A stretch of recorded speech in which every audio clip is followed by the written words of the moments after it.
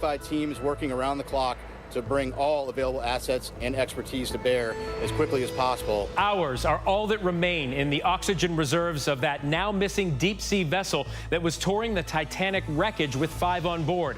All 5 individuals have now been identified, including the CEO of the company that owns the vessel. What more can be done, and what that CEO told one of our guests tonight. Plus, it was very early, and my mom called me, and she says, Yeva, there is a war in our country. All the airports are bombed, so there is no way back home. the counteroffensive in Ukraine may have just begun, but the battle to get the country's young artists out has been ongoing since the beginning of the war. In our Prime Focus, we bring you the work of one organization to get Ukraine's young dancers out. And he's got a cult following that numbers into the millions. Bretman Rock joins us to discuss his path from a relatively unknown to a major influencer, all while being unapologetically himself. Good evening. I'm Phil Lipoff in for Lindsay Davis tonight. Thanks so much for streaming with us. We are following those stories, of course, and so much more, including the guilty pleas agreed to by Hunter Biden, which could potentially end a years-long probe. The congressional lawmakers and 2024 campaigns now crying foul, and what's next for the president's son. Plus, we are in the South tracking the destruction left behind by deadly tornadoes as we look at the severe weather threat moving in. And he's one of the most sought-after basketball players in the world, and he's just 19. Robin Roberts is in Paris and speaks with Victor Wembanyama as he finds himself on the verge of being drafted by the NBA. 19 years old. Our correspondents are fanned out across the country covering those stories and more for us tonight, but we are going to begin with that desperate race against time to find the deep-sea submersible and the 5 people on board who may be trapped roughly 13,000 feet down near the Titanic wreckage and will run out of oxygen sometime within the next 40 hours. Tonight, we are getting a look at the last images of OceanGate's Titan and some of its crew, which we now know includes the company's CEO. Crews from the U.S., Canada, now France, working around the clock above and below the surface. They've already searched 10,000 square miles without any results. Even if a vessel was able to reach the Titan in those depths, the craft has no hatch, so any rescue would have to happen on the surface. And tonight, we're learning experts and even former employees at the company had warned of possible problems with the craft in the past. Gio Benitez leads us off tonight from Halifax, Nova Scotia. Tonight, search teams are racing against the clock to rescue 5 people on board a submersible that vanished halfway through its dive to tour the wreckage of the Titanic. We will do everything in our power to effect a rescue. The Coast Guard estimates the Titan submersible, which is about the size of a van, has about 35 hours of breathable air left. Search teams scouring nearly 10,000 square miles in the North Atlantic, an area twice the size of Connecticut. The military scrambling equipment to the area, including a portable lift system designed to recover large, heavy objects sunken undersea. Planes are dropping sonar buoys into the ocean to listen for sounds from the sub, but so far there have been no signs. The missing capsule could be as far down as the Titanic itself, 2.4 miles. A commercial pipeline ship is now using a remote-controlled camera to scour deep underwater. And tonight, these are the last images of the group as they prepare to dive Sunday. And now we're learning the CEO and founder of OceanGate Expeditions, Stockton Rush, was also on board.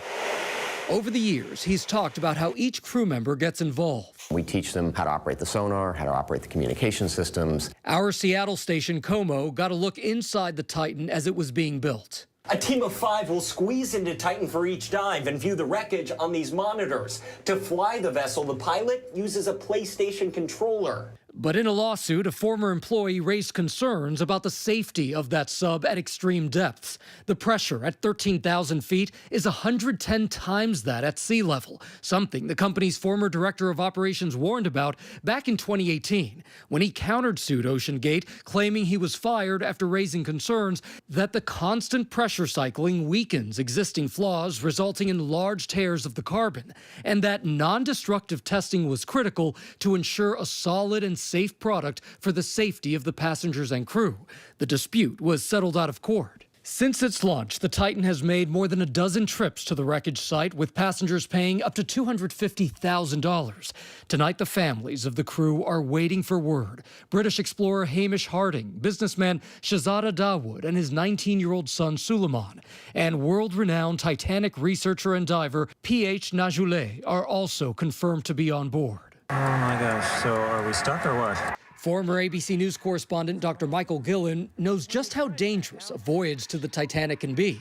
Back in 2000, an underwater current drove his sub right into the propeller of the ship. It was pretty scary, so I'm very aware of what these poor souls on board the ship, the Titan, are experiencing, and I'm just heartbroken about it. And Gio joins us now from Halifax. Gio, we know that that ship has a camera deep in the water searching for signs of the Titan, any signs. Can you talk to us more about this massive search effort?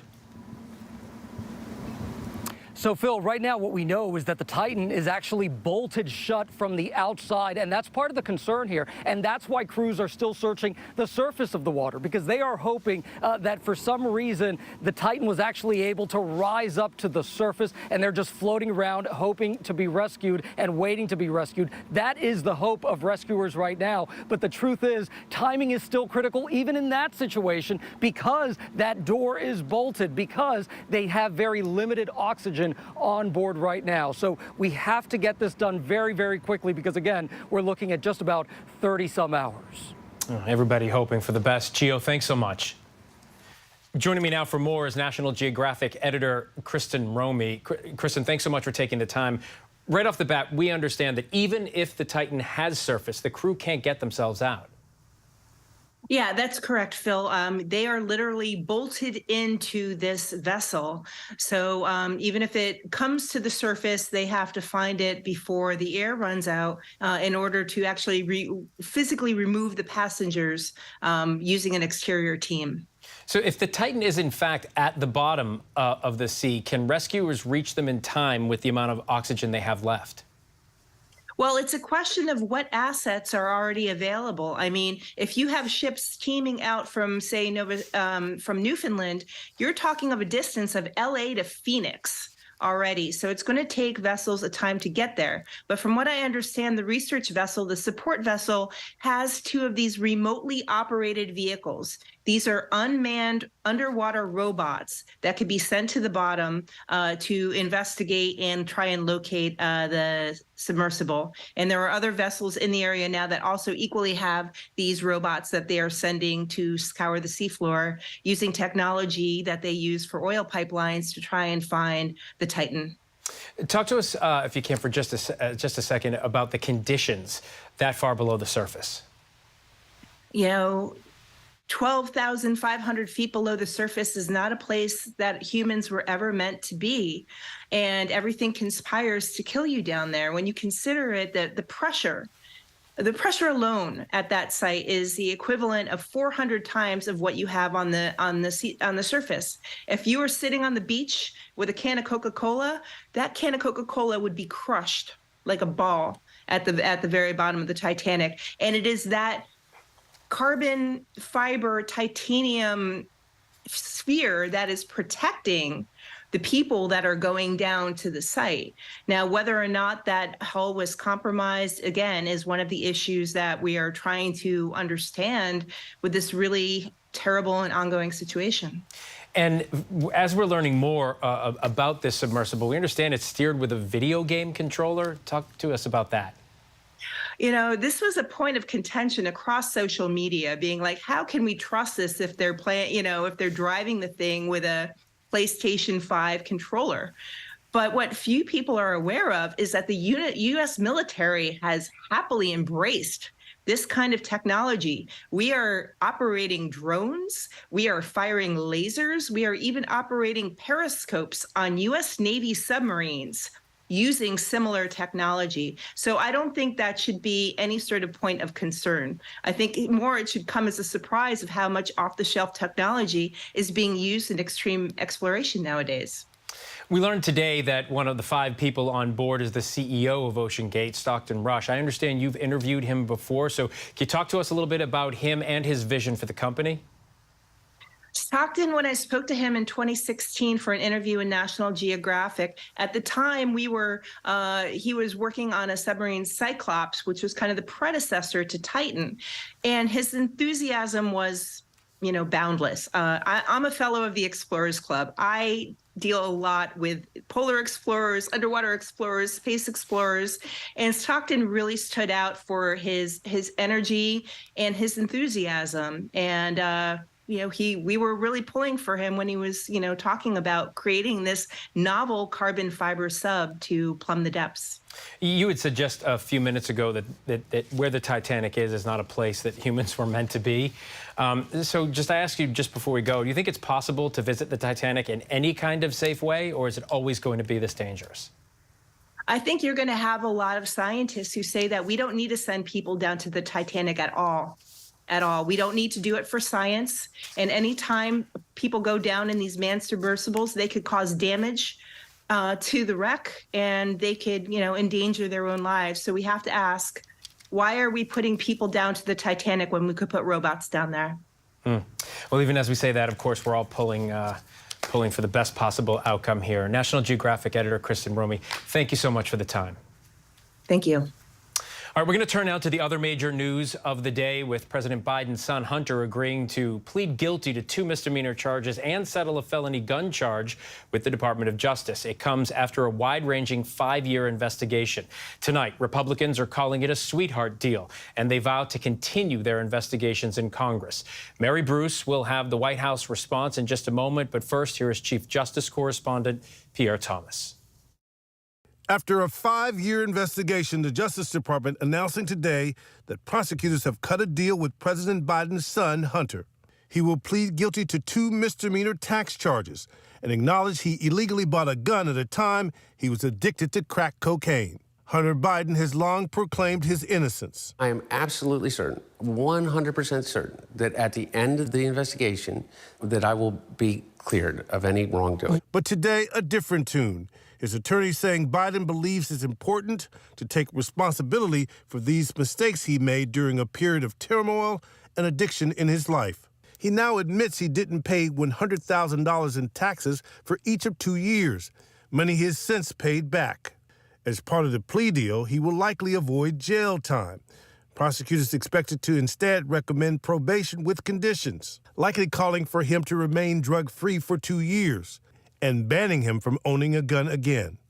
The man in charge of the investigation, U.S. Attorney David Weiss, was appointed by former President Donald Trump and kept on by Attorney General Merrick Garland to show he would not meddle in the case. There will not be interference of any political or improper kind. Weiss said he was granted ultimate authority over this matter, including responsibility for deciding where, when, and whether to file charges. His long and wide-ranging investigation examined various parts of Hunter Biden's life, including his business dealings in Ukraine and China. Through it all, the president unwavering in his support for his son. My son's done nothing wrong. I trust him. I have faith in him. Today, the White House releasing this statement. The president and first lady love their son and support him as he continues to rebuild his life. We will have no further comment. But late this afternoon, I'm very proud of my son. Republicans had plenty to say. If you are the president's son, you get a sweetheart deal. Republican presidential candidate Florida Governor Ron DeSantis echoing those words, and former UN Ambassador Nikki Haley decrying a, quote, double standard of justice in our federal government. As for former President Trump, who himself is facing trial on federal charges, attacked Hunter Biden's plea deal as a mere traffic ticket, adding, our system is broken. And Pierre joins me now. Pierre, Hunter Biden's attorneys believe this case is settled, but the Justice Department today saying the investigation is, quote, ongoing. So walk us through exactly what that means. Phil, we have no indication that Hunter Biden is still under active DOJ investigation. His attorneys are adamant. They say this is it, that after 5 years of digging into Hunter Biden's life, these are all the charges prosecutors could bring. Now we all have to wait for a judge to be assigned to the case and to see if this deal will be approved. Phil? All right, Pierre Thomas from Washington. Pierre, thank you. President Biden is in California today answering that shouted question we just heard, saying, "I'm very proud of my son," but adding nothing more. ABC's chief White House correspondent Mary Bruce traveling with the president. And Mary, the White House insisting it had absolutely no role in Hunter Biden's case. Yeah, Phil, the White House has been trying to keep their distance from all of this, stressing that the president has never discussed this investigation with the attorney general. But the president, as you've seen, is not distancing himself from his son. He has always said that he thinks Hunter did nothing wrong, that he trusts him and supports him. Tonight, it is clear that the White House is eager to turn the page on this chapter. And it is notable that there's nothing in this agreement that appears to substantiate what Republicans have been focused on. They are not bringing any charges linked to Hunter Biden's overseas business dealings. But, Phil, it is also clear that Republicans tonight are not going to give up this fight just yet. Mary Bruce traveling with the president tonight. Mary, thank you. For more on this, I'm joined now by defense attorney and former federal prosecutor Shan Wu. Shan, it's good to see you. As someone who's worked on both the defense and the prosecution side, just first give me your reaction to this plea deal and whether it seems like a reasonable outcome in a case like this. Yeah, it seems very reasonable, actually, and it's my reaction is kind of the opposite of what we're hearing and are going to be hearing about complaints that there is favoritism or a sweetheart deal given to Hunter Biden. My reaction to it actually is, for the facts that we're seeing here, what he's pleading guilty to, I think someone other than the child of a sitting president would not have been charged based on the facts that we're seeing here. Does it make sense to you that no jail time would come out of Biden's guilty plea to 2 misdemeanor tax charges and him entering a diversion program for that felony firearm charge? Yeah, absolutely. That makes perfect sense for the 2 misdemeanors, as well as the diversion, which means they are diverting that particular prosecution away from the path towards trial and a conviction. I think the controversy is really going to be whether he should have been offered the 2 misdemeanors and the diversion. The potential sentence still up to the judge, of course, but the judge is likely to go along with the recommendation from the prosecutors of probation. The controversy will be whether it was appropriate to offer him those relatively low-level charges, or should he have been subjected to something harsher. And, you know, based on these facts, it is a very reasonable plea offer. Trump-appointed U.S. attorney in this case, David Weiss, has stated that Attorney General Merrick Garland granted him, quote, ultimate authority over this case and how it proceeded. So can we be confident that this plea deal, because a lot of people are questioning it, can we be confident that this plea deal was made with no interference or pressure from the Justice Department? Oh, I certainly would be confident of that. Merrick Garland, I've sometimes have been critical of him for being so concerned with looking like he might be political that he adopts an overly cautious approach. I think that's what he did here.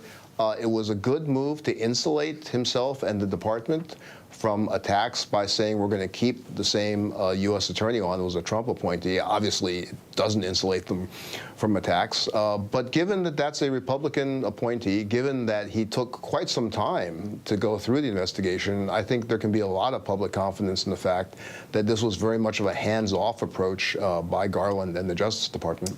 Former President Trump, as you know, and other Republicans, as you mentioned, are accusing the Justice Department of making, they're calling a sweetheart deal with Hunter Biden while pursuing criminal prosecution against the former president. Why are the outcomes of these 2 cases different? The situation for the federal indictment of Trump has to do with very, very sensitive national defense information, which we can see was actually there at his residence. The charges that Biden's being prosecuted for, Hunter Biden, are very, very different. I mean, there's tax evasion. In total, he owed about, I think, $100,000 more each year. And this falsification of a gun ownership application is very much apples and oranges. One involves the national security, the most sensitive aspects of national defense, and the other is, you know, really, you could construe it as very much the actions of a person who was addicted to drugs and failed to pay their taxes. So then let's talk about this 2-tiered system of justice, which the president and many Republicans are using this case to make their point that there is some sort of 2-tiered justice system in this country for Democrats different from Republicans. Is this case on point for that argument? And what about the argument? Yeah, I really don't put much stock in that argument generally, because really, if there's a two-tier system of justice in this country, it's very much the lesser tier. People who don't get a fair shake tend to be those who don't have much political power. Here you're talking about the son of the President of the United States, and you're talking about the former president. These people are in a very high tier of privilege. They have access to very good legal counsel, and the prosecutors, the Justice Department, treats them with kid gloves. They're very, very careful not to look like they're coming down too hard on them, just as they're careful not to look like they're giving them favoritism. Just quickly, finally, Republicans are saying they will continue to pursue their investigation of Hunter Biden in the House. But the U.S. Attorney's statement today said, quote, the investigation is ongoing. So could that impact what information GOP investigators can actually access going forward? Oh, absolutely. Because if it is ongoing, then he would not want to answer questions. The Justice Department wouldn't let him talk about any aspects of the case that are ongoing. So it's kind of a double-edged sword for the Republicans. On the one hand, they're probably happy to hear that it's ongoing, but on the other hand, that's really going to stymie their attempts to get any information. All right, Shen Wu, always good to speak with you, and thanks so much for the insight. Yeah, good to see you. The judge presiding over the trial of former President Trump's federal classified documents case took action to speed that trial up today. Judge Eileen Cannon set a tentative date, a start date, for August 14th. The timing of this case is in sharp focus, as you know, because of the 2024 election. Here's ABC senior investigative correspondent Aaron Katersky. Tonight, a federal judge in Florida scheduling former President Trump's trial for mishandling national defense secrets to begin August 14th, an unusually fast timetable, less than 2 months from now. It comes as Trump, who insists he is innocent, offers a new defense for why he kept classified documents at his Palm Beach golf club. I've had a lot of things in there. I will go through those boxes. I have to go through those boxes. I take out personal things. Trump conceding on Fox News he did not hand over the documents when asked. Why not just hand them over then? Because I had boxes. I want to go through the boxes and get all my personal things out. I don't want to hand that over to NARA yet. And I was very busy, as you've sort of seen. Yeah, but according to the indictment, you then tell this aide to move to other locations after telling your lawyers to say you'd fully complied with the subpoena when you hadn't. But before I send boxes over, I have to take all of my things out. These boxes were interspersed with all sorts of things. Prosecutors say they have Trump on tape showing off a Pentagon document outlining a potential plan of attack on Iran and saying, as president, I could have declassified, but now I can't. When I said that I couldn't declassify it now, that's because I wasn't president. I never made any bones about that. When I'm not president, I can't declassify. And that's what you said. You didn't declassify it. I said, no. I said I couldn't could have but that wasn't a declassified document, Brett. There was no document. That was a massive amount of papers and everything else talking about Iran and other things. But the indictment quotes Trump describing the document as highly confidential, secret, and allegedly saying, look at this. This was done by the military and given to me. And Aaron joins me now. Aaron, this is an aggressive timeline for sure. I mean, I remember when this began, there was talk about this trial not even happening until after the presidential election. So what are the chances we'll actually see a trial starting in mid-August? Yeah, I tend to doubt it, Phil. It is an aggressive schedule, and it's hard to see how August 14th actually occurs as a trial date. The former president's legal team isn't even set yet. The lawyers that he does have don't have the necessary security clearance to handle classified documents. And then there are all sorts of legal fights brewing over evidence. Hard to see how any of that gets resolved in the next 2 months, Phil. Yeah, hard indeed. All right. Aaron Katersky, thank you. A deadly tornado outbreak leaving a trail of destruction in the south. One of those tornadoes was an EF2 that ripped through Moss Point, Mississippi, destroying dozens of structures, as you see here. Parts of the Gulf are bracing for more severe weather today. Senior meteorologist Rob Marciano tracking it all. But first, our Victor Akendo is in hard-hit Moss Point. Tonight, new video showing the terrifying moments that tornado tore through Moss Point, Mississippi. Oh, no. A worker sitting in his van Monday when the sky turned ominously dark. I was just about to go home. Oh, my God. A tree shattering the window. That EF2 twister hacking winds of 130 miles an hour. 6 people hurt, an estimated 100 structures damaged, and we're hearing harrowing stories of survival. If we hadn't went downstairs when we did, we wouldn't be here. Terry Crane and his son among those in the M&M Bank building when the twister struck, racing downstairs to shelter when the warning sounded on his phone. So all we could do is duck under some desk in a corner and pray. The fire department rescuing them and others trapped inside the building. If you hear your iPhones going off with a warning of a tornado in your area, drop what you're doing. Take them seriously. Drop what you're doing, take it seriously, and get somewhere safe. Everyone inside the bank and that worker in his van, they are all okay. Though here in Moss Point, they are looking at a long road to recovery, and the dangerous weather is not over yet. Parts of southern Mississippi are under a flood watch until late tonight. Phil? All right, Victor, thank you. Now let's get to senior meteorologist Rob Marciano, who is tracking all of this severe weather. Rob, can you time this out for us? Well, Phil, the same system that brought the severe weather, those tornadoes to Mississippi, is still causing problems in the southeast. So we'll start with that. The front itself is draped across the I-10 corridor and back through Lafayette, Louisiana, where there's a severe thunderstorm watch up until 11 o'clock tonight. And thunderstorms have been rumbling through New Orleans with heavy rain, flood watch there. And that front drapes across Georgia and the mid-Atlantic and the Carolinas. Rounds of rain eventually spiraling up into the northeast come Thursday and Friday.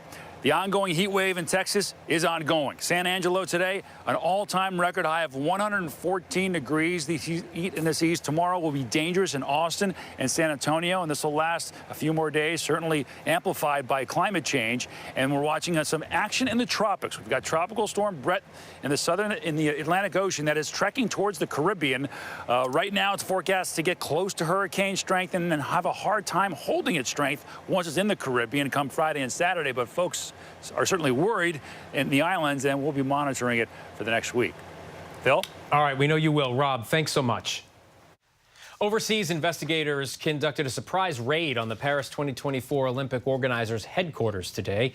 Anti-corruption police are looking into allegations of favoritism and misuse of public money in awarding construction contracts. Paris 2024 organizers say they are cooperating with the investigators. Paris, by the way, is the third straight Summer Games organizer implicated in corruption scandals. Back here in this country, the Interstate 95 bridge through Philadelphia will reopen this weekend, and that is well ahead of schedule. Pennsylvania Governor Josh Shapiro thanks state and local officials and road crews for their hard work to complete this temporary overpass. The section of the East Coast Main North-South Highway collapsed more than a week ago after a tractor-trailer hauling gasoline flipped over on an off-ramp and caught fire. Tennis great Martina Navratilova says she is cancer-free. In January, she revealed she was battling both throat and breast cancer. She said the cancer was gone in March, but still needed a few more treatments. She now says doctors at Sloan Kettering have given her the all clear. Still much more ahead here on Prime. Coming up, video capturing terrifying moments on board a plane when a door bursts open mid-flight. I'll tell you what happened next. He's one of the most followed influencers in the world, and now Bretman Rock tells us about his next big step, becoming an author. But next, in our Prime Focus, as the war in Ukraine rages on, many artists are leaving the country. We take a look at how they're trying to preserve that country's art and culture far from home. I remember just a regular day. I was about to go to school. I heard some weird sounds like bombs or rockets. We realized the war began. Whenever news breaks. The crushing families here in Poland. Here in Kentucky, no match for the tornado. From Monterey Park, California, on the ground in Ukraine. Reporting from Uvalde, Texas. ABC News Live is right there everywhere. From the scene of that deadly missile strike in Dnipro, Ukraine. Reporting from the earthquake in Turkey. From Charleston, South Carolina, on the 2024 campaign trail. From Kathmandu, Nepal. In Truckee, California, covering record snowfall. Traveling with the president in Mexico City. Wherever the story. Here at this airport in Tampa, it's already shut down. Reporting from the nurses on the picket line. Reporting from Jerusalem. Here at 10 Downing Street in London. Streaming live to you. Wherever the story is. Wherever the story is. Wherever the story is. We're going to take you there. You're streaming ABC News Live. ABC News Live. You're streaming ABC News Live. ABC News Live. Streaming free everywhere. America's #1 streaming news. so much happening these days, it's hard to keep up. Things change hour by hour, minute by minute. The historic weather that's now unfolding. The worries on Wall Street. We're bringing you the Right Now. But a nationwide teacher shortage. The Right Now look at the day ahead. An alert this morning for dog owners and the key takeaways from the biggest stories. World News Now and America This Morning, America's #1 early morning news. Today does feel a little different. Early mornings on ABC News Live. All right, here we go. You ready? Let's do it. Yes, it's the show America wants and America needs right now. This is What Would You Do? Let's go. How are you? Yes. So what will you be watching Saturdays on ABC News Live? What would you do? Hey, I guess I just found out. The What Would You Do Marathon, 2 to 6 Eastern, every Saturday on ABC News Live. My favorite show is one of the first pillars of its culture to go during war. Paintings, sculptures, monuments blown to pieces during bombardments. And as Ukraine begins its counteroffensive against Russia, we're taking a look at how the artists themselves are getting out, particularly the country's world-renowned dancers, in the hopes of carrying Ukraine's culture and art into the future. ABC's Alexis Christoforous has that in tonight's Prime Focus.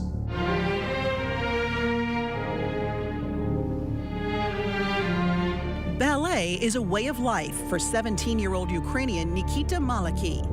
I love to perform. I love to be on stage. How I feel when I'm dancing, like, it's amazing. On stage is where he feels most at home after his own hometown of Kyiv was bombarded by rocket fire. I remember just a regular day. I was about to go to school. I heard some weird sounds like bombs or rockets. We realized the war began. First days we were sleeping in shelters. We were scared for our lives. And he isn't alone. 1,200 miles away, 18-year-old Yeva Herstak was dancing in Switzerland and about to return home to Dnipro, Ukraine, when she got the call that turned her world upside down. It was very early, and my mom called me, and she says, Yeva, there is a war in our country. All the airports are bombed, so there is no way back home. I was scared. I was so scared. Life changed instantly. Schools shut down, theaters shuttered, ballet studios closed. Both Yeva and Nikita's parents sprang into action, calling New Jersey-based Larissa Savliev, a former Bolshoi dancer who's well-connected in the tight-knit ballet community. Were you hearing from parents at the time that war broke out, and what were they saying to you? Please get my child out of here. We're not sure where, just out of here. Our email just blew out because everybody said, yes, we need help. Larissa founded and runs the scholarship and ballet competition Youth America Grand Prix, matching dancers with ballet schools worldwide for over 2 decades. So we contact our partner schools and we tell them, guys, would you accommodate some Ukrainian dancers? Literally in 24 hours, they say, yes, we will. Since the war began, she's relocated more than 250 young Ukrainian dancers with the help of philanthropist Howard Buffett, son of billionaire investor Warren Buffett. I believe that some of these young men and women are going to achieve an amazing dream someday. His foundation has granted more than $2.5 million to support the exiled Ukrainian dancers. I view the war in Ukraine as a war on civilians as much as anything. And here's this group of kids, they've had their whole life taken away from them, and they've done nothing to deserve that. If these students stayed in Ukraine, would they still have been able to dance? No. Ballet is very rigorous and like you have to do it every single day. Still, the young dancers remain thousands of miles away from their friends and family while war rages on. A few months ago, I found out that my uncle died in war in Bakhmut. It was really sad. He meant a lot to me. The one constant in their life? Dance, a refuge from the pain back home. Every day I'm waking up with wanting to go to studios, to working, rehearsing. I have a huge motivation to become a professional dancer in the company. When I started dancing, I'm like transforming into the different world where I just feel like I'm just in somewhere magical world and there is no problems, there is nothing to worry about. Just keep moving to stay protected from difficulties. Alexis, thank you. And we should tell you that Yeva just landed a spot with the Houston Ballet Academy, while Nikita is training in Philadelphia with the famed Rock School Dance Education Company. And there is still much more to get to here on Prime. Coming up, flames tear through a Manhattan apartment complex, killing 4 people. The item in a bike shop that reportedly started that fire. A social media personality indicted, the serious charges Andrew Tate is now facing. But next, that missing deep-sea vessel is just one example of extreme exploration adventures. We're going to take a closer look by the numbers.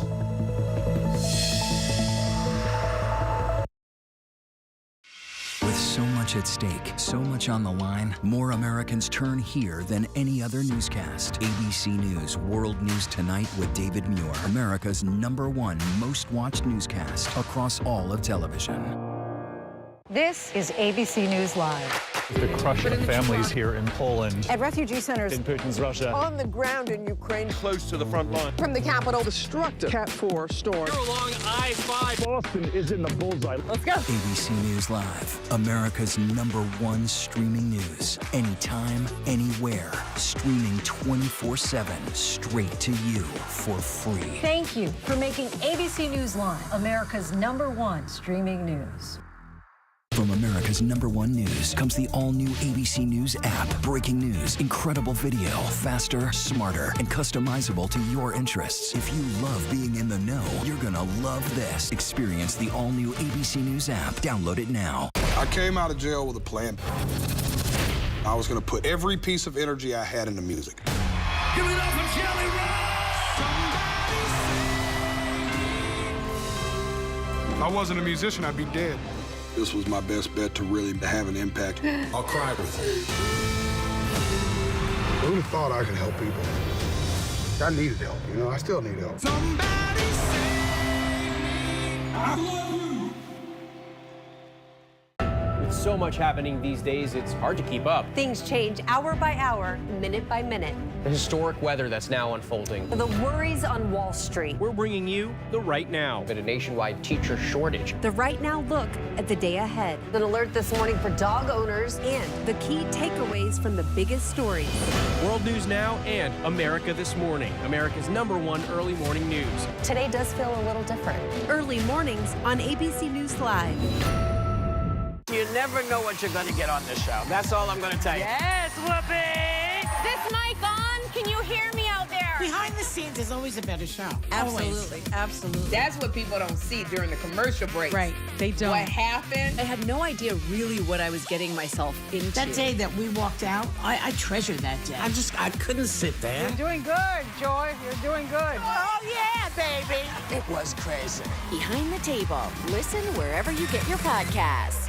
When I got sent to Idaho to cover the murders of 4 college students, it was a story that didn't make any sense. 4 students stabbed to death in their beds while 2 roommates were home. You gotta think to yourself, okay, who's the target and how many people would a man go through to get to his target? I'm Kana Whitworth with ABC News. This is the story of savage murders, a determined small-town police force, and a scholar of crime. This is The King Road Killings, a new podcast from ABC Audio. Listen now wherever you get your podcasts. Get ready, America, every Friday. The hottest trends, styles, and must-have. What's the right stuff to buy right now? I really love that. It's time to buy the right stuff. Yes! And save big time, too. The Right Stuff. Fridays on GMA. You're going to love it. Reporting from the earthquake in Turkey, I'm David Muir. Wherever the story, we'll take you there. You're streaming ABC News Live. Welcome back. The missing deep-sea vessel was part of an exploration mission to see the wreckage of the Titanic, and it's just one example of the growing world of extreme exploration adventures They come with a hefty price tag, so let's take a look by the numbers. It costs up to $250,000 per person to join the underwater voyage to see the remains of the Titanic off the coast of Newfoundland. Typically lasting 8 days, the voyages are run by the company OceanGate Expeditions, a pioneer in the deep-sea tourism industry, which has documented the decay of the ship's wreckage, traveling some 2.4 miles below the ocean surface. And it's all to see what remains of the 1912 Titanic ship disaster, which claimed the lives of more than 1,500 passengers and crew. With OceanGate launching its inaugural Titanic journey in 2021, deep-sea tourism of this kind is relatively new. It's a new industry, but many eyes have turned upward to space tourism in recent years. For $55 million a seat, Elon Musk's SpaceX has offered trips for a week-long stay on the International Space Station to civilian adventurers. Richard Branson's Virgin Galactic will be offering 90-minute flights for $450,000 apiece to the edge of space. Blue Origin has launched 6 successful missions with civilians to the boundary between Earth's atmosphere and outer space. With some paying millions for that journey, others have enjoyed a free ride to build interest in space exploration. And while the costs may be high, venturing to unknown realms will likely remain a part of human nature as long as new frontiers remain out there. There's much more ahead here tonight on Prime. Scary moments when a car rolls into oncoming traffic. See how a police officer came to the rescue. A 73-year-old woman attacked by a shark. What she says happened just before it grabbed her leg. But first, a look at our top trending stories on abcnews.com.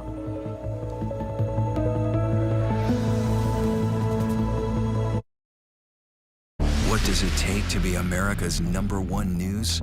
It takes asking the straightforward, tough questions. Do you believe that Donald Trump should ever be president again? How would your mom feel about your relationship with your brother now? I can't imagine what it feels like to go from $20 billion to $100,000. Yeah. Are you worried about going to jail? You write that you had low-grade depression. How'd you get out of that? The news-making interviews. You said that there were 6 friends. One of them was sick. Yeah. Do you have future political aspirations? Going to the front line. The search for survivors. How does this war end? And getting to the heart of the story. Thank you for being here. We'll be here for the long run. ABC News, #1 in the morning, the #1 newscast, #1 in daytime talk, Friday nights, Sunday mornings versus the competition, and the #1 streaming news. Thank you for making ABC News America's trusted, straightforward first choice. With so much happening these days, it's hard to keep up. Things change hour by hour, minute by minute. The historic weather that's now unfolding. The worries on Wall Street. We're bringing you the Right Now. Been a nationwide teacher shortage. The Right Now look at the day ahead. An alert this morning for dog owners and the key takeaways from the biggest stories. World News Now and America This Morning, America's #1 early morning news. Today does feel a little different. Early mornings on ABC News Live. This is ABC News Live. The crush of families here in Poland. At refugee centers In Putin's Russia. On the ground in Ukraine. Close to the front line. From the capital. Destructive Cat 4 storm. We're along I-5. Boston is in the bullseye. Let's go. ABC News Live, America's #1 streaming news. Anytime, anywhere. Streaming 24/7, straight to you for free. Thank you for making ABC News Live America's #1 streaming news. When I got sent to Idaho to cover the murders of 4 college students, it was a story that didn't make any sense. 4 students stabbed to death in their beds while 2 roommates were home. You gotta think to yourself, okay, who's the target and how many people would a man go through to get to his target? I'm Kana Whitworth with ABC News. This is the story of savage murders, a determined small-town police force, and a scholar of crime. This is the King Road Killings, a new podcast from ABC Audio. Listen now wherever you get your podcasts. Get ready, America. Every Friday. The hottest trends, styles, and must-have. What's the right stuff to buy right now? I really love that. It's time to buy the right stuff. Yes. And save big time, too. The right stuff. Fridays on GMA. You're going to love it. This is ABC News Live Prime. Thanks so much for streaming with us. Live reporting, breaking news, exclusives, award-winning, powerful, eye-opening. ABC News Live Prime with Lindsay Davis. Streaming weeknights. America needs right now. This is What Would You Do? Let's go. How are you? Yeah. So what will you be watching Saturdays on ABC News Live? What would you do? Hey, I guess I just found out. The What Would You Do Marathon, 2 to 6 Eastern, every Saturday on ABC News Live. My favorite show. Welcome back. A controversial social media influencer is indicted on serious charges. Terrifying moments when a door opens on a flight and a dash cam captures the moments a driver loses consciousness as his car rolls into an intersection. Those stories and more in tonight's rundown.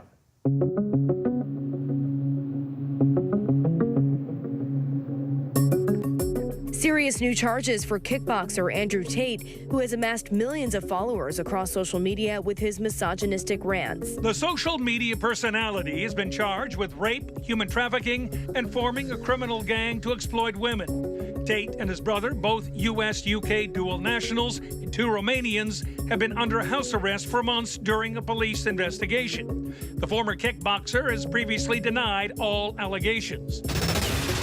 An urgent investigation into why the door of a plane carrying 12 Brazilian band members burst open midair. A harrowing scare in the air for members of the band for Brazilian singer Thierry when their Bandeirante EMB 110 plane door opened. The incident took place roughly 20 minutes after the band took off from their São Luís airport in Brazil.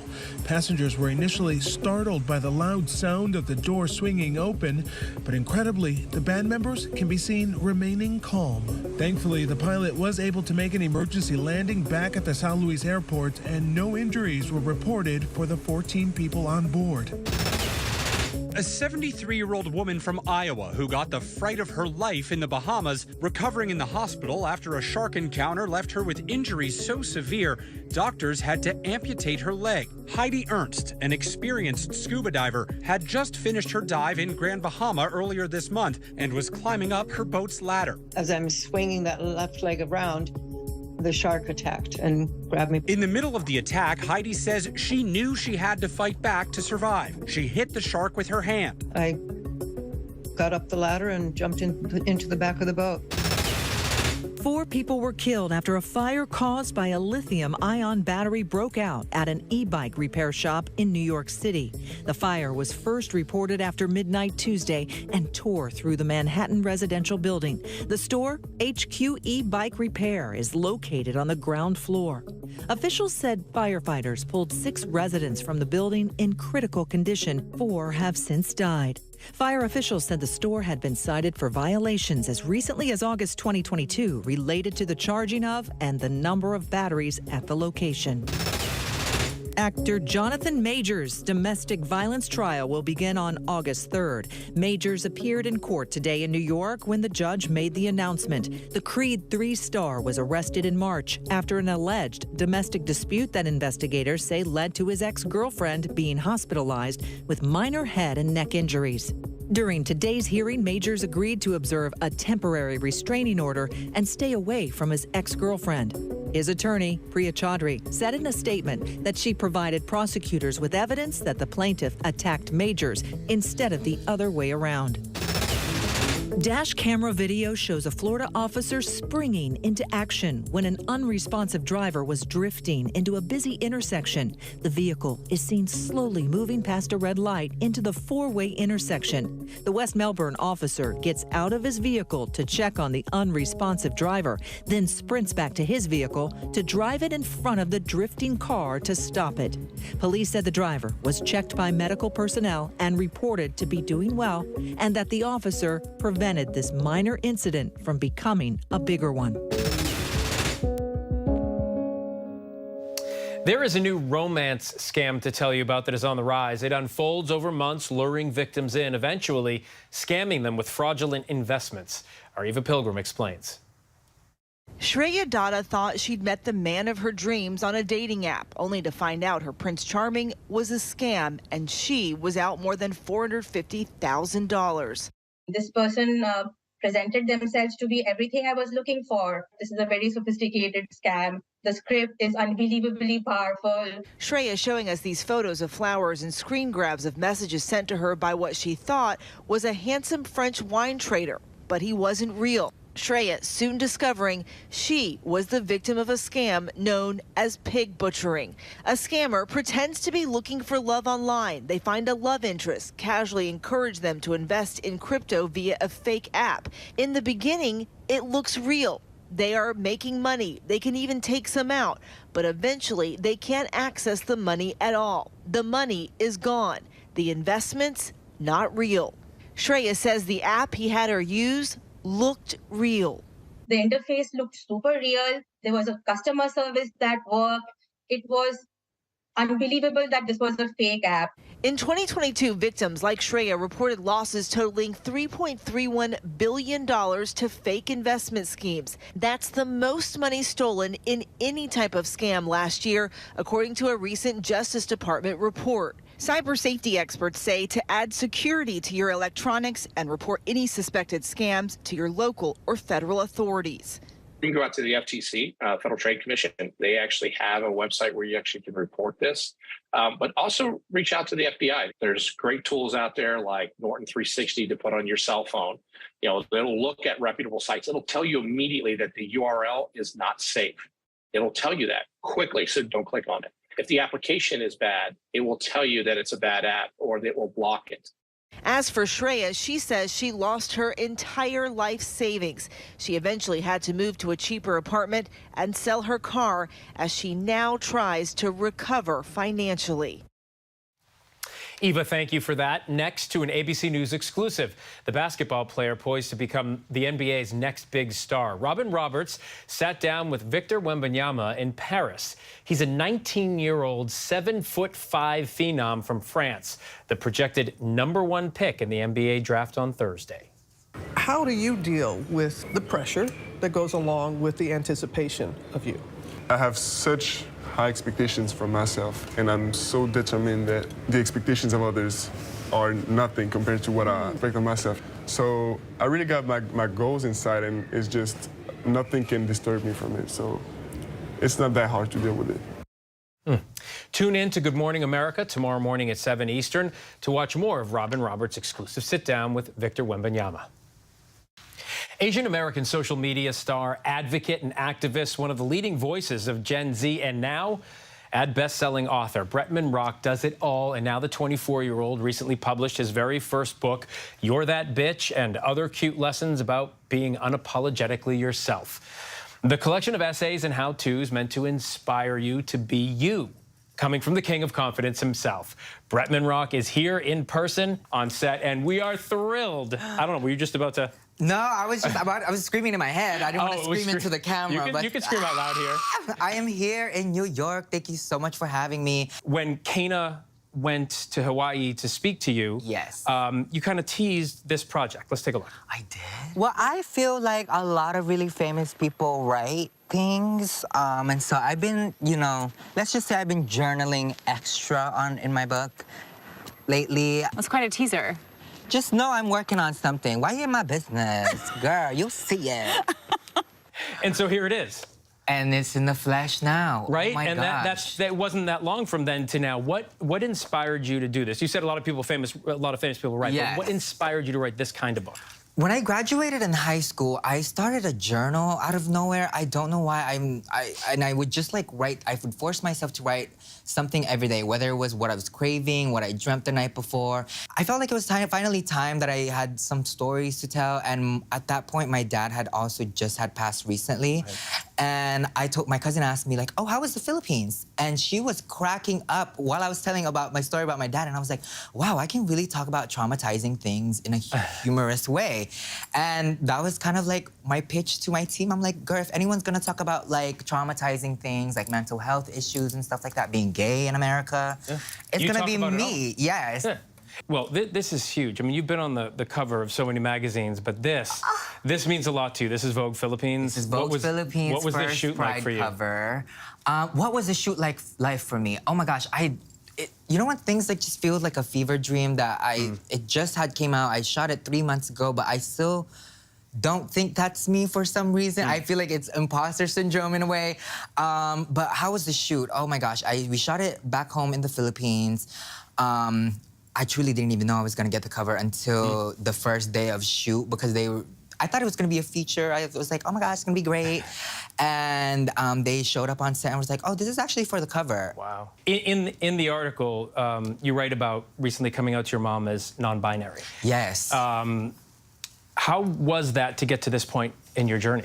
Well, my mom has always known I was, let's just say, the third gender.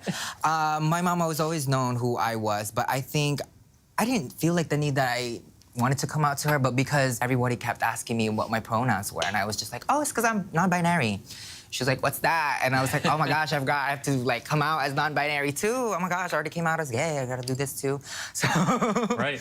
You talked about Nike and shooting the campaign. Yes. And you said being seen the way I've always wanted to be in this campaign was such an honor.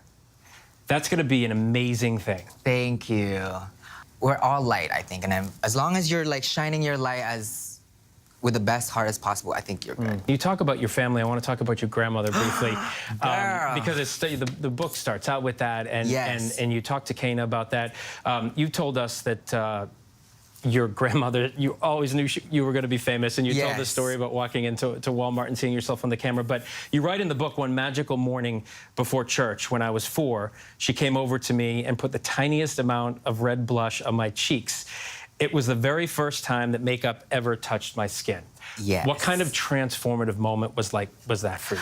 Oh my gosh, I don't know why I talk about it so dramatically, as if my grandma put like a full face of makeup like I have on today now. She literally just touched my face with like a blush. She went, tit, tit. But to me, it was like, oh my gosh, she's literally giving me my superpowers. It felt like she gave me my superpowers in a way. And I walked to church that day with my nose extra high, and I was like, oh my God, I'm cuter than all these angels. I was the fishiest person in there. No one could tell me anything. And I truly think, like, you know, when they say, like, it's small defining moments in your life, I think that was truly one of the most defining moments of my life. I want to talk about the chickens. I've got to talk about the chickens. Yes. Because I believe when Kana was there, you had 15. I did. How many do you have now? I have 51. If you come to Hawaii, by the time you reach your hotel, you'll probably have seen like 10 chickens on the road. They're everywhere.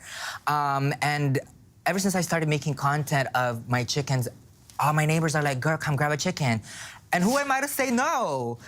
So I'm like, I just grab chickens from all of my neighbors, and eventually I have 56 chickens. Just name as many as you can in 10 seconds. Okay, I have Kakiana, Adobo, Pigeon, Crow, Raven, Priscilla and Elvis, Frederica. I named them after I kind of like know their personalities, because, you know, and sometimes I don't want to be naming them Fred and then they turn out to be Frederica, and I don't want to have that problem again. Fair. Yeah, I don't want to assume genders. No, you know? don't It's assume Pride genders. Month. Absolutely not. Yeah, so I named them after they crow. Thank you so much. What a lovely conversation. And honestly, this book has some beautiful advice. So I ask you to give advice, you give a little bit of advice. But in here, reading this book, people will know who you are, and in turn, maybe know a little bit more about themselves. Period. So thank you very much. And You're That Bee and other cute lessons about being unapologetically yourself is now available anywhere where books are sold. Thanks so much, Fred. Aloha. And that's our show for this hour. I'm Phil Lipoff. Stay with ABC News Live for more context and analysis of the day's top stories. Thanks so much for streaming with us. Good night.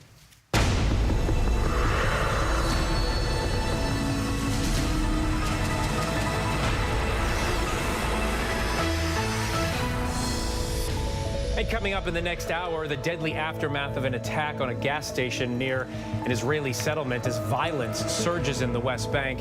And from the silver screen to the bookshelves, actress Elizabeth Olsen tells us about returning to a familiar character in her latest project. This is ABC News Live Prime. Thanks so much for streaming with us. Live reporting, breaking news, exclusives, award-winning, powerful, eye-opening. ABC News Live Prime with Lindsay Davis, streaming weeknights. I'm here to find my husband. The beehive just exploded. I'm not here for the foolishness. Come to the airport. This is the hardest thing I've ever had to do. This is where the newsmakers come first in the morning to be heard. America's #1 morning show. How would your mom feel about your relationship with your brother now? I can't imagine what it feels like to go from $20 billion to $100,000. Yeah.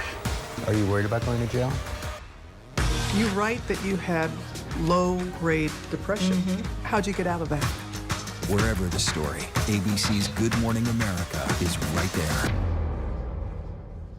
This is ABC News Live. The crush of families here in Poland. At refugee centers. In Putin's Russia. On the ground in Ukraine. Close to the front line. From the capital. Destructive Cat 4 storm. You're along I-5. Boston is in the bullseye. Let's go. ABC News Live, America's #1 streaming news. Anytime, anywhere. Streaming 24/7, straight to you for free. Thank you for making ABC News Live America's #1 streaming news. You never know what you're going to get on this show. That's all I'm going to tell you. Yes, Whoopi! Is this mic on? Can you hear me out there? Behind the scenes is always a better show. Absolutely, absolutely. That's what people don't see during the commercial break. Right, they don't. What happened? I had no idea really what I was getting myself into. That day that we walked out, I treasure that day. I couldn't sit there. You're doing good, Joy. You're doing good. Oh, yeah, baby. It was crazy. Behind the Table. Listen wherever you get your podcasts. All right, here we go. You ready? Let's do it. Yes, it's the show America wants and America needs right now. This is What Would You Do? Let's go. How are you? Yes. So what will you be watching Saturdays on ABC News Live? What would you do? Hey, I guess I just found out. The What Would You Do Marathon, 2 to 6 Eastern, every Saturday on ABC News Live. My favorite show. When I got sent to Idaho to cover the murders of 4 college students, it was a story that didn't make any sense. 4 students stabbed to death in their beds while 2 roommates were home.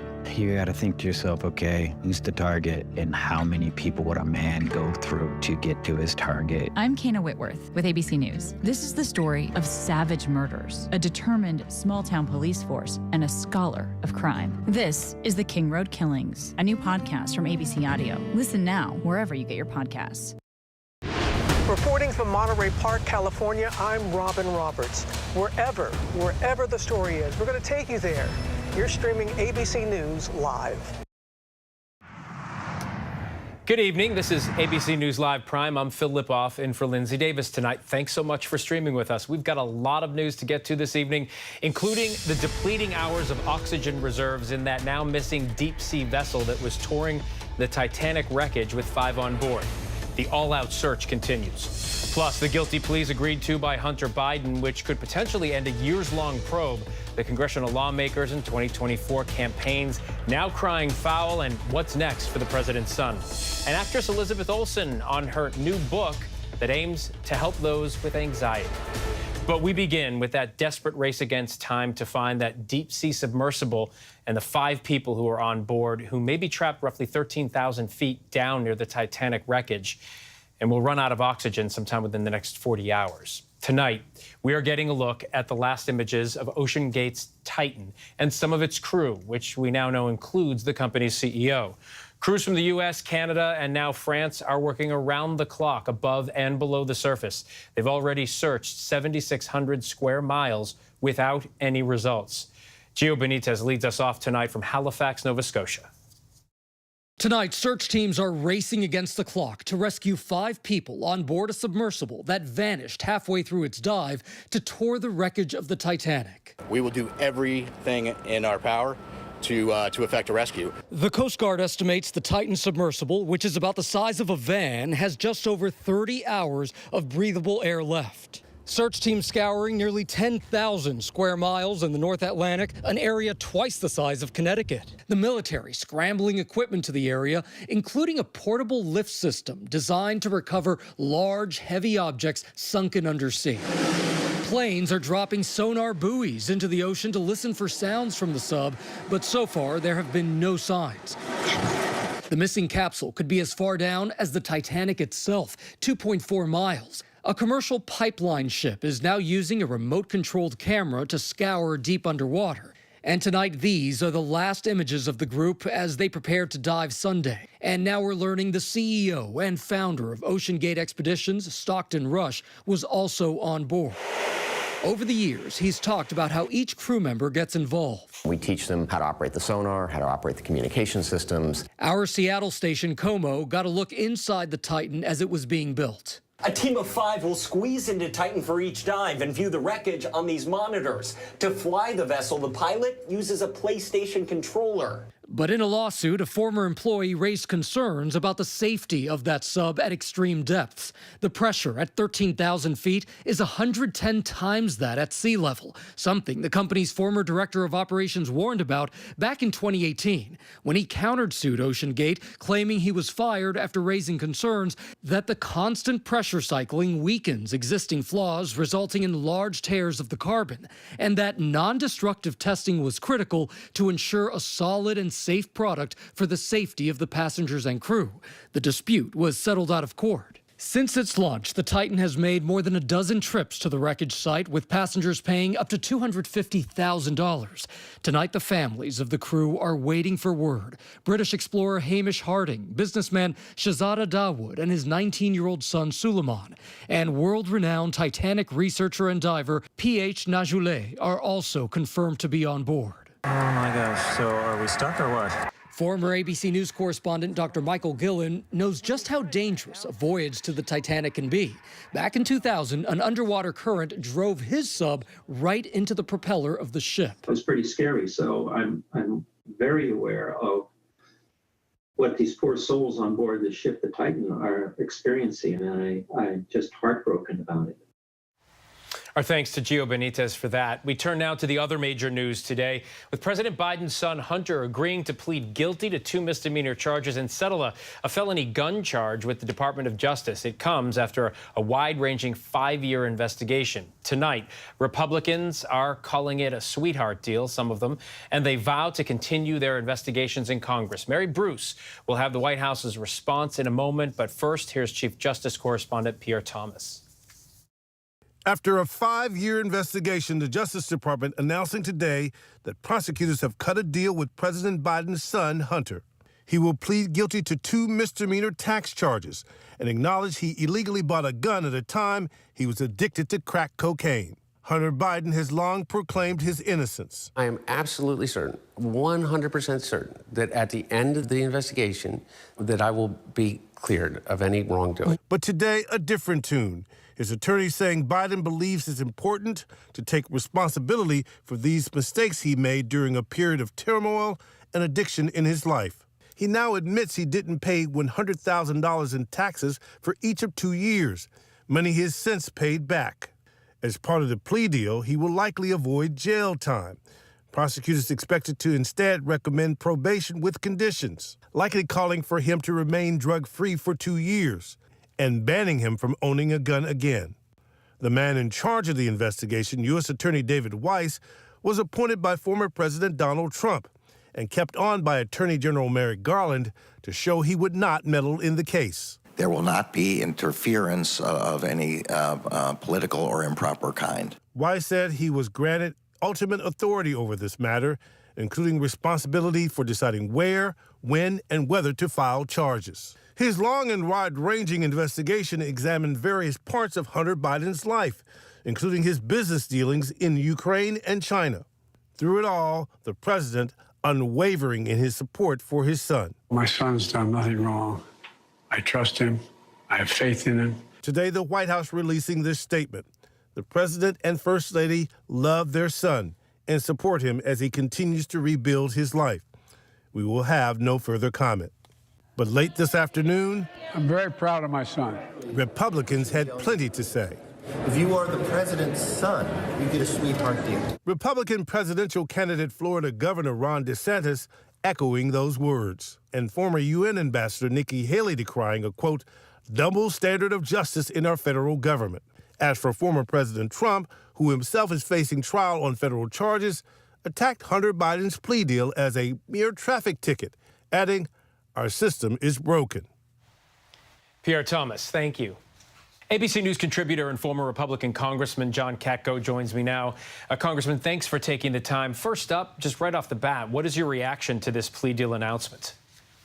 Well, my reaction is it's an unprecedented moment in American history because to my knowledge, this is the first time in our nation's history that a sitting president's child has agreed to criminal charges on a federal level. The very government that his father oversees. That's pretty unprecedented. So that can't be discounted in all the discussions that are going on here.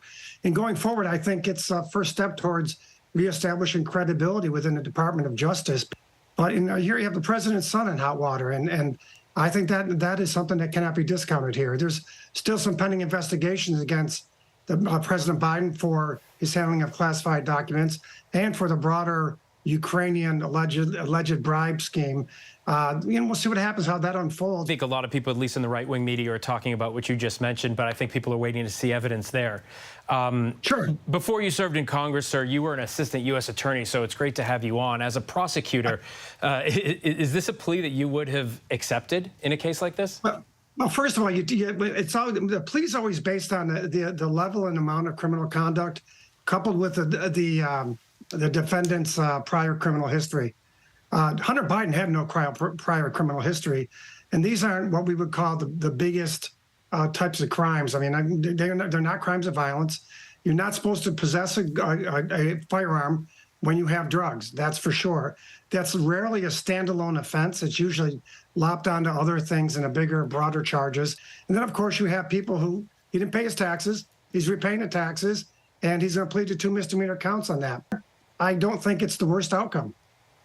Congressman, you mentioned this. I want to get into this a little bit more. Former President Donald Trump and others, mostly in the Republican Party, are accusing the Justice Department of holding a double standard, accepting a plea in the Hunter Biden investigation while pursuing prosecution against former President Trump. So this is kind of a two-part question. Does that argument hold water in this specific case?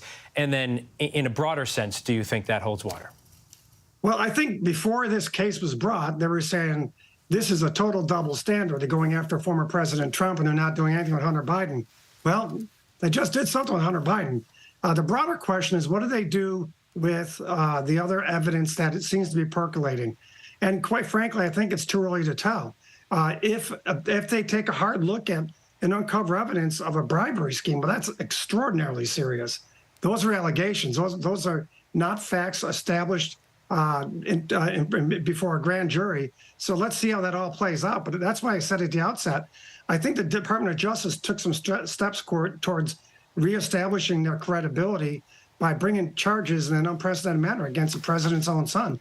So the other investigation remains open. And so really, I think the jury's out, to pardon the pun, on whether or not DOJ is acting fairly or discriminatorily here. And let's not forget, the facts of the case against President Trump are completely his own doing. He is the one who made recorded conversations, let people record them, where he's, flashing around classified documents and acknowledging that he shouldn't have them. I mean, how do you not prosecute that? So let's see how the rest of the facts unfold. But right now, I think this is a positive development from a fairness standpoint. Okay. And of course, looming over all of this, as you know, is the 2024 presidential election, which complicates, everything that we've been talking about. So what impact do you think this plea deal, what you're talking about, will have on voters? You're very openly and honestly saying, hey, this does something for the fairness argument, at least to help that fairness argument out. But what do you think it does for voters? Well, I think Biden would have been in a world of hurt if he had pardoned his son, or if he does pardon his son, and that doesn't look like that's going to happen. If it does, I think it would have a huge impact on the case. Whether going forward, well, it remains to be seen as more facts come to light about the indictment against Trump, and whether or not there's any other charges coming, or whether investigations are closed.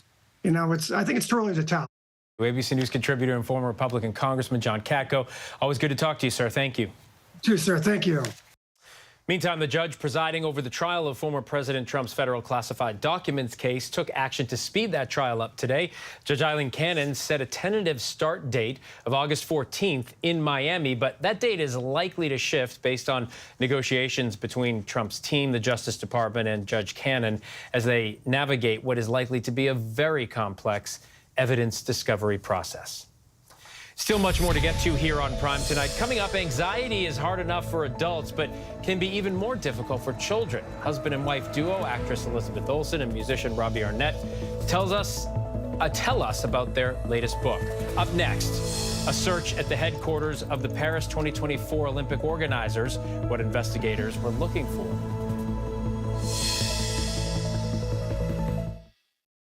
Whenever news breaks, the crush of families here in Poland. Here in Kentucky, no match for the tornado. From Monterey Park, California, on the ground in Ukraine. Reporting from Uvalde, Texas. ABC News Live is right there everywhere. From the scene of that deadly missile strike in Dnipro, Ukraine. Reporting from the earthquake in Turkey.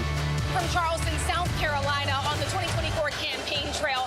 From Kathmandu, Nepal. Truckee, California, covering record snowfall. Traveling with the president in Mexico City. Wherever the story. Here at this airport in Tampa, it's already shut down. Reporting from the nurses on the picket line. Reporting from Jerusalem. Here at 10 Downing Street in London. Streaming live to you. Wherever the story is. Wherever the story is. Wherever the story is. We're going to take you there. You're streaming ABC News Live. ABC News Live. You're streaming ABC News Live. ABC News Live. Streaming free everywhere. America's #1 streaming news.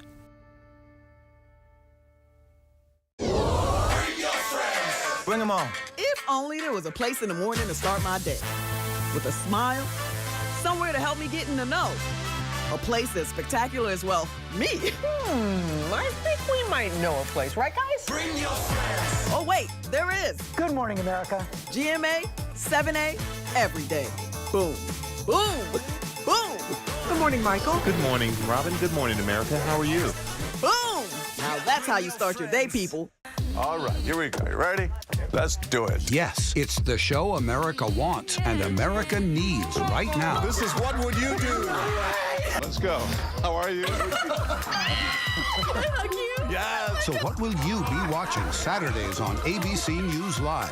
What would you do? Hey, I guess I just found out. The What Would You Do Marathon, 2 to 6 Eastern, every Saturday on ABC News Live. My favorite show.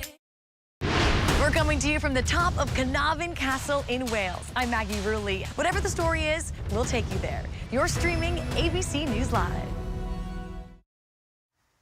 Welcome back. We are tracking several headlines around the world right now. A Palestinian attacker opened fire at a gas station near an Israeli settlement in the West Bank, killing at least 4 people and wounding several others. Israeli security forces shot and killed the shooter and another person. Violence has surged in the West Bank this year. 128 Palestinians and 24 Israelis have been killed. French investigators searched the headquarters of the Paris 2024 Olympic organizers today. It's part of an investigation into alleged embezzlement of public funds and favoritism. Paris is, by the way, the 3rd straight Summer Games organizer implicated in investigations led by anti-corruption authorities. The Himalayas could lose up to 75% of its glacier ice by the end of the century. That's according to a new report. Scientists found that ice loss in the region, which is home to the famous Everest and K2 peaks, is speeding up. In the past decade, the glacier shrank 65% faster than they had in the previous decade. Well, it's a new approach to wellness for kids, and she's a little cat named Hattie Harmony. Critically acclaimed actress Elizabeth Olsen teamed up with her musician husband Robbie Arnett for the latest addition to their collection, Hattie Harmony Opening Night. Hattie is helping to teach children ways to cope with anxiety by overcoming her own fears. Our Will Gans sat down with Olsen and Arnett to talk about the book. Elizabeth, Robbie, thank you both for being here on such a celebratory occasion. Hattie is back. That's right. That's right. Why was now the time to bring Hattie back? Well, we always knew that we wanted to make multiple Hattie Harmonies, and so it made sense for our first book to be the first day of school, and then we were talking about all the firsts that kids in this age group have, and I think the most personal idea was opening night, because we had lots of opening nights as children. And Robbie, word on the street is there's an Elvis Presley hound dog related incident. Yes. From your own childhood. Right. Yeah, when I was 7, it was the talent show, and I had my Elvis prepared, got in front of the school, it was like an assembly, and I forgot all of the lyrics. But I still had the crazy Elvis dance moves, which got the crowd going. Mm-hmm. And then you were hooked for life. Then I was hooked. Yeah, cut to now, and you're still performing. Are the Elvis dance moves still making an appearance? They sure are. And I'm forgetting the lyrics, too, still. So It will surprise nobody here that I was a theater kid growing up.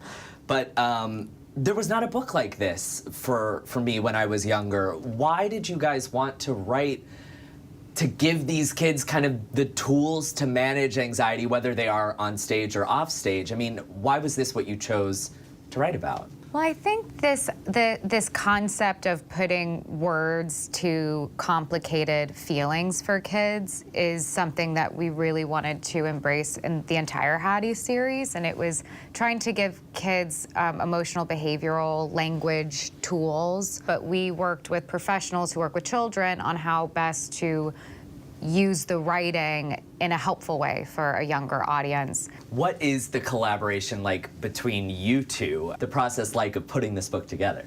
I have a lot of ideas, and then every idea guy needs an editor. And so that's kind of, we've kind of found our balance by, I'll write something, she'll look at it and say, maybe not, maybe. You really came up with Hattie Harmony being this character-driven story for kids, as opposed to it being more about just lessons. We wanted it to feel like your own friends at school, and that's something that you really bring. Yeah, creating the community. The community and the characters. What do you hope that readers take away from this Hattie story?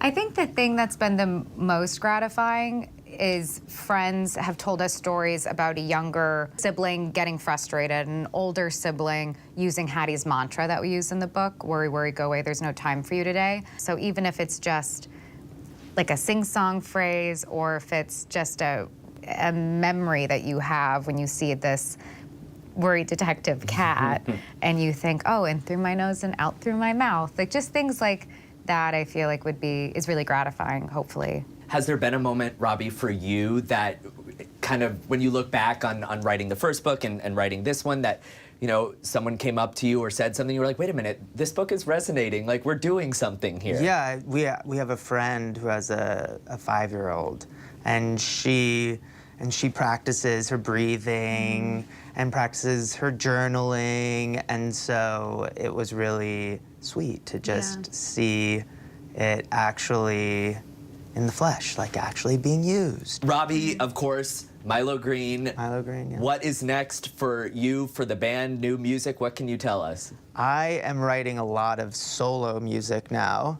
I'm venturing out, which is it's vulnerable. It is. So I'm using a lot of the book. And I do have some more children's books coming out. Are they Hattie focused, or is that also? This is a new world. Yeah, new world, new characters. I was just saying, I watched Actors on Actors. Yeah. You mentioned that if we've seen The Last of Wanda, you'll be okay with that. If someone were to tell me that I'm fired from Marvel movies, I will feel proud of what we made.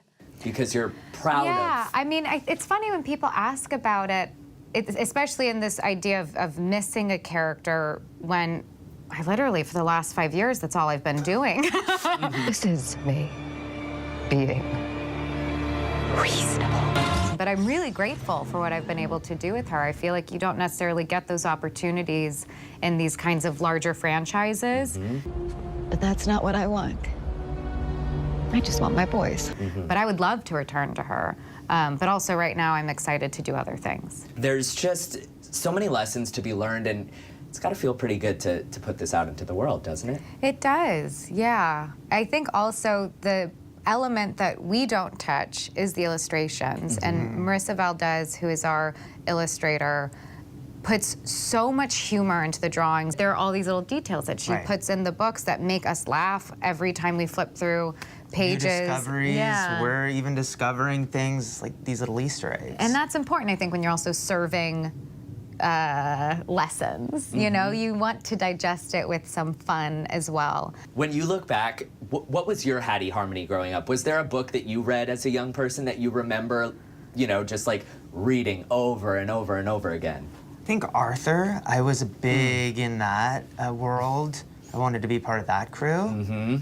Yeah, I loved the Shel Silverstein poetry. I mean, they're very imaginative, and I think that was the stuff that I was drawn to. Well, I love that you guys are giving Hattie to, you know, this new generation of readers. There's a lot to learn here. And congratulations. Thank you. Hattie Harmony opening night. And still to come, he's one of the youngest PhD holders in the world at just 20 years of age. And he's not the only standout student in his family. Meet the high-achieving siblings next. When I got sent to Idaho to cover the murders of 4 college students, it was a story that didn't make any sense. 4 students stabbed to death in their beds while 2 roommates were home.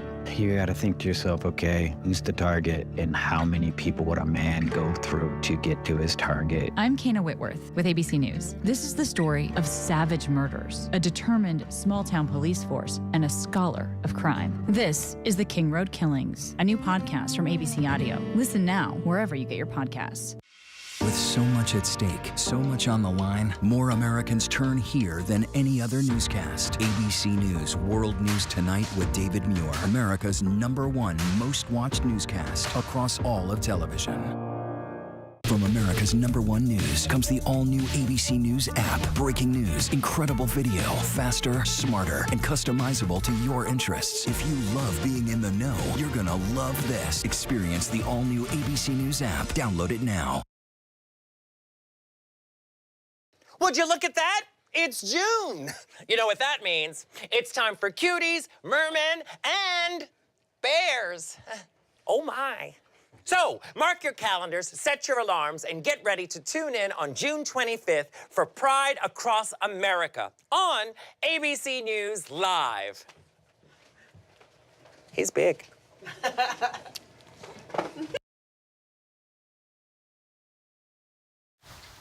Finally tonight, a prodigy in Sacramento, California is hitting another milestone. A UC Davis student who just turned 20 is now one of the youngest PhD holders in the world. Reporter Alicia Machado from our partner station KXTV has the story in our local lowdown.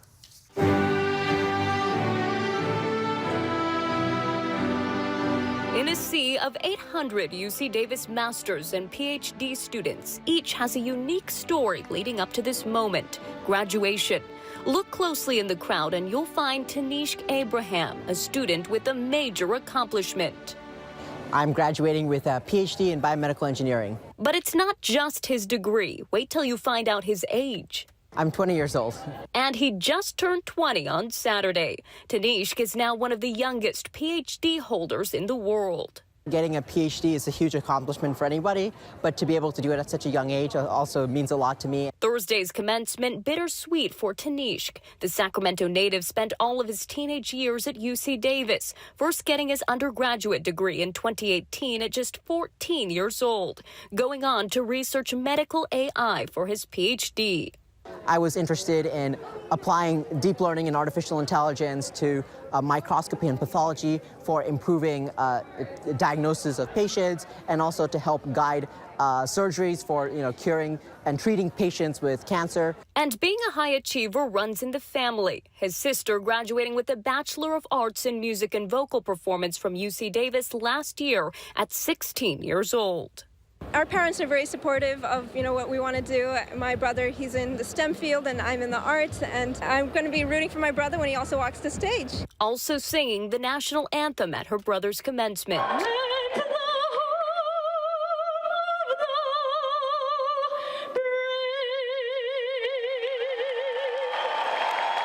The proud parents cheering on these two in their studies, Bijou and Taji Abraham. Taji, a UC Davis alumna herself. When people ask us, how do you manage, and we say just always go ahead and see what they are interested in and try to support their passions. It's a great achievement at this young age to do what he's done, and we're amazed by him every day. Our thanks to Alicia for that. That is our show tonight. I'm Phil Lipoff. ABC News Live is here for you all night with the latest news context and analysis. And you can always find us on Hulu, Roku, the ABC News app, and of course, abcnews.com. Good night.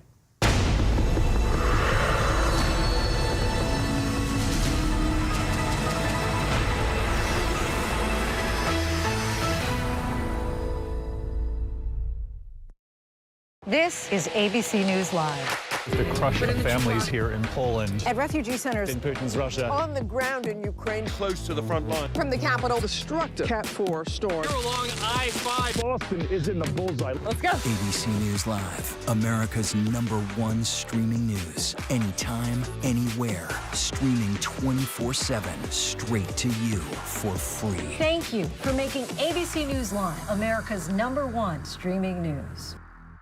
When I got sent to Idaho to cover the murders of 4 college students, it was a story that didn't make any sense. 4 students stabbed to death in their beds while 2 roommates were home.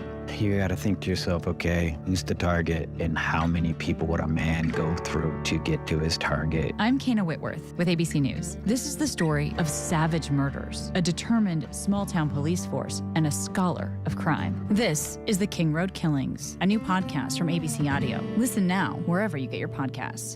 With so much happening these days, it's hard to keep up. Things change hour by hour, minute by minute. The historic weather that's now unfolding. The worries on Wall Street. We're bringing you the Right Now, with a nationwide teacher shortage. The Right Now look at the day ahead. An alert this morning for dog owners and the key takeaways from the biggest stories.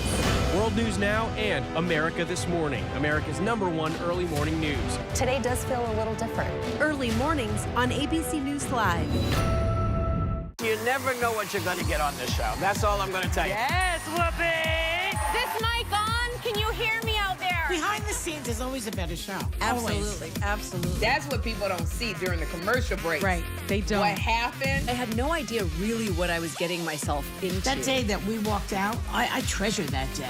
I couldn't sit there. You're doing good, Joy. You're doing good. Oh, yeah, baby. It was crazy. Behind the Table. Listen wherever you get your podcasts. I came out of jail with a plan. I was gonna put every piece of energy I had into music. Give it up for Jelly Roll! If I wasn't a musician, I'd be dead. This was my best bet to really have an impact. I'll cry with you. Who'd have thought I could help people? I needed help, you know, I still need help. Somebody save me. I love you. Reporting from Columbiana, Ohio, I'm Alex Perchet. Wherever the story is, we'll take you there.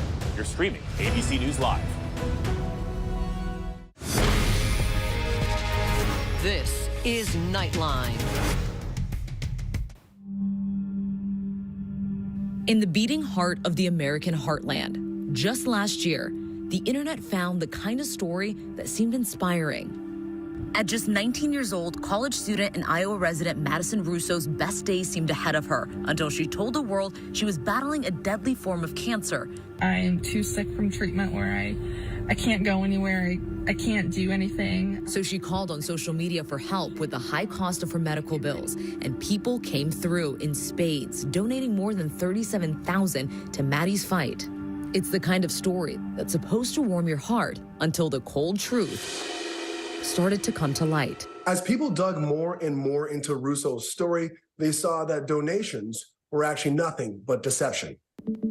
Madison Russo spent the last year documenting her battle, first with pancreatic cancer, then leukemia, and a spinal tumor on her social media.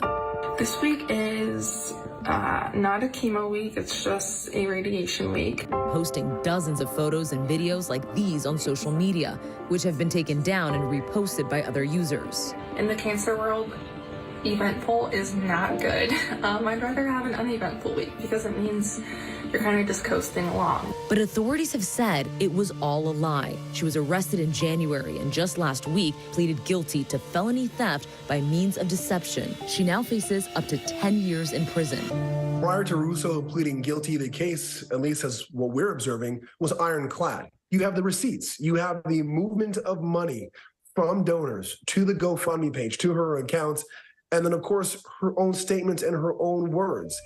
In a press release published in the North Scott Press, police saying, quote, witnesses who have medical experience sat with the investigating officer on January 11th and pointed out many medical discrepancies found on her pictures posted on social media sites. You can see that the actual positioning of the port per se is not accurate. Also, that the way that it's secured, the type of tape that's used is not the same clinical tape that we would use in the hospital.